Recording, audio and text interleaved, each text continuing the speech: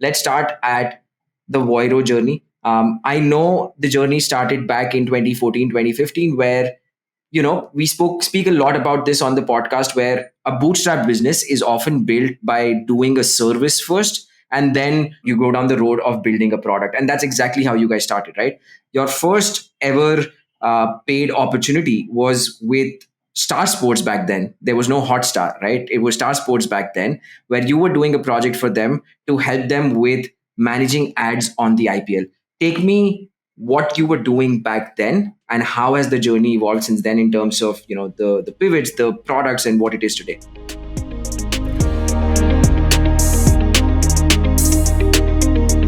So when I left Google, I decided I would go out on my own and do something in the publisher space, and that was something that was a big passion for me, and I wanted to be a part of this team in Google that I could never get into, because back in those days there was no quote unquote remote working. You had to move geographies. And it seems so silly now for me to have left a company because I didn't want to move geographies for a particular role. And today everybody is like working from wherever they want to in whatever roles that they want to. So, long story short, I left because I wanted to be part of this ecosystem, this publisher ecosystem. And I decided to start dabbling around in what I knew best from my Google days and provide it as a service outside of Google. And it was mainly in the YouTube space. And in those days, MCNs were a big deal. So we started really, really small. Anand was my neighbor back then. He was freshly minted out of the US and all about India. And he was talking about what he did in Georgia Tech. And I was convinced about this aspect of content creators not understanding data and how to use it to their advantage, because most analytical software that we got was within the interface of, say, a YouTube or whatever other platform they were using at that time. And they were only focused on creating good content, but not being able to manipulate the data to their advantage. So in a party, Anand and me were chatting, and I said, I want to start this company, and I want to do this where we actually take content creator data and make sense of it and help content creators. And Anand was, he was fairly interested. I mean, it was a party, and when he told me what he did and that he did operational research and he was, he's a data guy, and I was like, oh my God, I need to make sure that this guy gets interested in what we're doing, because what I want to do, because I knew I wanted to solve the data problem, but I also knew that I'm not going to be able to solve that data problem on my own. And one of those things that you put out into the universe and it kind of comes back to you and things like that. So I was talking to people and we got chatting and we started doing these things on a lark, literally. Initially in 2013, late 2013, October, November, December, we worked with Nandan Nilekani. We worked with another company called Saffron Trail. We did a whole bunch of stuff, and then we landed on this little PR article in the Mint that an ex-colleague of mine from Google saw, and he had left and gone to Star TV. And Star TV had this huge project that was under wraps, which was moving their Star Sports app, which was a paid app, to an ad-supported app. And they were going to be getting their T20, was it, Anand? Yeah, it was Yeah. in T20, and there was an India Australia tour at the time. Correct. And they wanted to experiment with ad supported at that point in time, and they didn't have anybody to run the operations. And that's something that I was deeply familiar with back at Google. So he called up and said, I didn't know you had left Google, and why don't you come and chat with us and see what you can do with us? And that's when I knew that I needed Anand to like hurry up and quit whatever job he was at, because we have a gig now. I mean, when you think about it, back then we really didn't have much in hand, but we were really excited about what we were going to do. And then the next thing we knew, we were in the thick of things. IPL was with Star Sports. Anand had quit his job. We had set up this company, and we were doing this entire services gig, which was mountains of data, because they were trying to service IPL using broadcast technology and trying to make sure that they were able to meet digital requirements in terms of reporting and verification and tracking, which was like two different worlds meeting. And there was Anand and Kavita in the middle trying to hold both these worlds together through copious amounts of Excel sheets in those days. I know you Tell remember me Anand. something. Sorry, I'm going to pause you for a second. You used a bunch of terms that I know for a fact that I would love to understand, and probably the listeners too. So you're talking about data. You use Yeah. first thing that you said was broadcast technology to digital technology. As a layman, Yeah. I'm watching something, right? Like I don't understand what's behind. So I want to understand that in a little more detail, and give us some examples of the data that you were looking at and the kind of decisions that you had to make using that data. Sure. I'll leave the data conversation to Anand, but I'll demystify this whole broadcast statement that I made. So, when you watch a broadcast stream, all of you watch the stream at the same time. You can't go forward, you can't go backwards, you can't click through. And that is basically what they were using to be able to pump into a video. But the ad that was there needed to be placed from a digital Digital technology native. digital native partner, so that it would actually appear within that screen in a format that was acceptable instead of it being burnt into the stream. So today if I had to take TV and just plug it into a video on YouTube, it would automatically go into a commercial break like it was on television. But it may not be relevant to me as a user. We are all watching the same ad. But on in digital, you Anand and me, it's quite likely that we all three of us will watch three different ads on the same stream.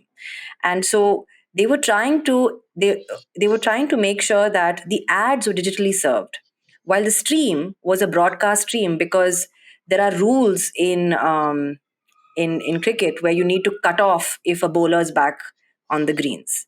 And so that kind of capability is not available on digital streams, which is why today, when you're watching something on, say, YouTube, you have an ad break very incongruous to the content. It'll just suddenly cut in because it's based on time. It's not based on any kind of a content scrub or anything that says that now we're going to go into a break. And that's even more difficult in live. So there's a live producer, like, on any live sport, orchestrating every single camera. There's somebody on the ground saying cut back to live, cut back to ad stream. And that particular action is very difficult to take on digital. I mean, it was at that time in Hmm. 2014. So there was a lot of stuff that Hotstar was doing and experimenting on, trying to keep the viewer experience similar to what it is on TV, but also trying to maintain advertiser expectations on what they are serving out as ads. So it was one of those things where with every match they actually achieve like enormous amounts of progress, because with every match they would try something new, and which meant that we would get a ton of data for us to be able to match and manage. So Anand, do you want to kind of color in the Yeah. lines on what kind of data we used to manage at the time? Yeah. So I literally walked into a conversation very similar to this in 2013 when Kavita and I lived next door to each other. And it was electric, right? I remember Kavita walked me through the fact that the relationship between content and money, to put it very simply, has tremendous potential in terms of problems that can be solved, right? Today, we walk around saying, what is Voiro? We build a technology stack that helps you run your ads business. Okay. It took 8 years to come down to one sentence to be able to describe what we do. But back then, I was talking to Kavita, and literally every time I'd go to her house, I'd learn newer things about what was happening behind the scenes at Google and YouTube and content. And the fact that there were YouTube creators like PewDiePie, if you remember at the time, Yeah. who I remember looking at some of the numbers that this guy did just from YouTube, just as a revenue share, and my jaw dropped. I was like, this is bizarre. I've always been a straight shooter. I've always, gone to school, gone to college, got a degree, got a job. I was working. That work was very linear. Right? We built something, we sold the product made money, it came back. Now Kavita was walking me through this entire concept of content and distribution and the fact that it had the potential to make exponential money, but content was expensive. Right? Like Kavita just said, I think she dropped a nugget in there that many people don't know. Our first check as a company, our first paying customer was actually not Star Sports, it was Nandan Nilekani. Because at the time, Kavita had quit her job and she walked me through the broad mathematics of all of this and basically said, come, let's offer something to this market. It could be a service, it could be SaaS, it could be a product. We had no clue. And there were two people in my life who helped me make this decision. One was Kavita and the other one was my dad, who sat me down because for 3 months I'd been talking to Kavita and saying, let's do something, let's think about it. And one day my dad sat me down and he said, what are you doing? What are you doing? The whole world is being adventurous, starting companies, disrupting markets, and you are sitting here trying to hold your job. Okay. And then my dad and Kavita basically said, go do this. Take some initiative and try something. So we spent a good chunk of that year trying to understand how people who made content made money and what it took behind the scenes. And we realized that it was this concentric circle and this web of technologies where there was so much that went into delivering a good content experience that made money. The ability to monetize, the ability to not use content that infringes on somebody else's copyright, the ability to then produce high quality content and crank it out. So Nandan Nilekani's problem statement to us was closer to, he was standing for the elections in 2014 and he was trying to distribute content. So it wasn't really a monetization play, but we got a lot of exposure to the inner workings of his team. And then, like Kavita said, Star Sports happened. And when we walked into Star Sports, we walked into a scenario which was bizarre. You had hundreds of sales representatives who were talking to advertisers and brands and selling ads. Right? As consumers, we see ads and we typically hate ads and somehow we put up with it. But we also like brands and we like products. And so, this journey of why advertising exists is basically what we discovered back then. But when Kavita says we were suddenly exposed to this flood of data, what basically happened is we got neck deep into the operational side of making ad revenue. You have sold hundreds of advertising campaigns all running at the same time. You've lost track of what you committed to which advertiser. Now, suddenly you have multiple ad campaigns that are running at the same time. Today's IPL match has 200 advertisers who are going to have some presence. Each of them has bought something different. Someone bought impressions, someone bought clicks, someone's campaign is running only for 1 day, someone's campaign is running for 3 months, someone's bought conversion, someone is going to ingest a tracker into their campaign where you have to actually read delivery data from a different source. Suddenly you're sitting around saying, what did we promise to whom? Because in the world of digital advertising, unless you deliver exactly what was promised, which is to show that many ads to that demographic at that time of day on that device and result in a conversion of something, whatever conversion means. The conversion could mean you saw an ad, you clicked on it. You saw an ad, you clicked on it, you bought the product. You saw an ad, you clicked on it, you downloaded the app. It really depends on what product is being advertised. Whereas this was an entire culture and a set of organizations and teams who were used to selling television ads, where you have an hour in which there are 8 ad spots, and as long as you fill those ad spots, you've made your money. This whole aspect of post facto revenue reconciliation and computation was just non existent. That was A. Two, these are broadcast teams who sell ads on a very different currency, on a very different metric. So you're going from selling ads as a share of time, where you're saying, I have a spot, it's a 30-second spot, I have a 60-second spot with 2 ads, to now saying, I'm going to sell 1 million impressions at this frequency cap, at this conversion rate, and now you're talking digital metrics. So there was an element of transitioning teams who were selling ads in a very different way for decades to now saying, what is this? I don't believe in it. TV was so much easier. TV was so much larger. This was It is. also a It case, is. It is easier though. yeah. So it's also a case where the quantum of revenue on TV at the time far exceeded what you'd see on digital. So you also had to deal with nays. This was classic early adopter landscape, where you had to really be able to see through it, plot the trends, and say, okay, where's this going? To make all the clutter and the complication worth it. So what we stepped in and did was we said, all right, let's put some spreadsheets to work to help these teams track all of these metrics so that you deliver what you promised and you make your revenue. And that was serendipitous for us because that was the year Hotstar was launched.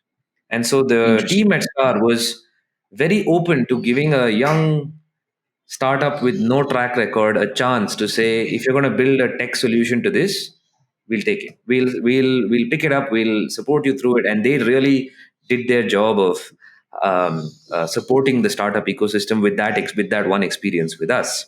But what we had to basically, and the day I remember Kavita broke down is the day my Excel sheet crashed. Okay, it Yeah. just it take it. It It couldn't take refused it. to. Yeah, I refuse to churn any more numbers. So when we talk about data, right, so that it was data from several systems. So at that time, Hotstar was this set of team that was teaming with all of these people who were just passionate about trying to get sports on their side. They were pulling back from YouTube. They wanted to make sure that Hotstar was an app in its own right. So they were all like fueled with this insane passion to make this app work. And IPL was their North Star, and they just wanted to make it work in any way possible. They didn't want obviously to let their advertisers down at all. So this environment that we were in Hotstar was insane because we had all these highly motivated people who had budgets were not a constraint for them. They had Ajit Mohan at the top who was just like leading from the front and just taking this taking decisions on what they would do in terms of tech. There was every single consultant you can imagine in the Indian market that was on the floors of Hotstar.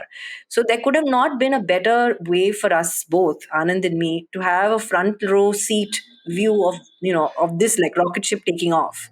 And the kind of data that we got was everything they activated to provide transparency to advertisers in terms of how they delivered their ads, in terms of providing transparency to their marketing team in what kind of concurrency they were picking up in terms of audiences, booking data in the kinds of various types of innovative ways sales teams were selling, because sales teams are having a field day now, right? Because digital, and you can actually make up stuff and try and deliver it because it's no longer in the box of a TV. There are graphics, there are interactive elements, there are things that you can do that are far more immersive around the entire tournament as well. So there was so much going on at that point in time, along with this fervor that was within Hotstar, that we were crunching data in terabytes on a daily basis and like almost collapsing at the end of the day because we had before every single match we had to recalibrate to prepare for the next match. And we would have people calling us at 3 a.m. saying, "What's the spot sheet looking like?" And we'd be like, "Oh, yeah, yeah, I'll give it to you. We'll give you the spot sheet." But that spot sheet was like a proxy to what had to happen because in that spot sheet, it was not only about saying we delivered the ad, it was how much delivered in that ad, who should not go up now. So it was a mathematical nightmare. But Anand kind of like stepped up to that plate. And then one day this whole thing crashed and he said, "Dude, we need a tech solution for this. There is no way that this is gonna pan out. And if these guys are gonna do it Yeah. next year, it's not gonna happen." And that's how Yeah. we grew the team. We got in Anil and Jitin, and we had the entire tech Yeah. solution. I went with the first version of Voiro, which was a grid and a URL, which was that's it. I said, "This is a grid and this is a URL, and if you press this button, you'll get your data." And that was our version Yeah. one of Voiro, and they picked it up, and Hotstar said, "Okay, fine. You want to turn from services to product? We'll take it." And there was no looking back from there.